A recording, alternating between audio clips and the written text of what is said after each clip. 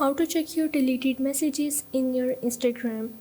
So let's start. So first of all, you have to go into your Instagram, and from here you have to click on these three horizontal lines that is in the top left corner. Now from here you have to go in the settings, and from here you have to scroll down. Now you have to tap on the see more in your account center, and from here you have to go in the your information and the permissions. Now you have to go in the download your information, and again click on the download or transfer the information, and here you have to select the specific type of information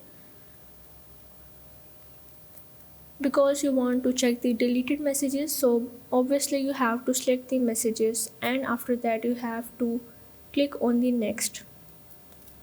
Now here you have to select the how do you want to download your information in your device, and again click on the next. Now here you have to create the files to download, and you have to select the file format and media quality and all of that, and after that simply click on the create file, and you are able to recover all of the deleted messages into your messenger. So if this video helped you out, make sure to like and subscribe the channel, and see you in the next video.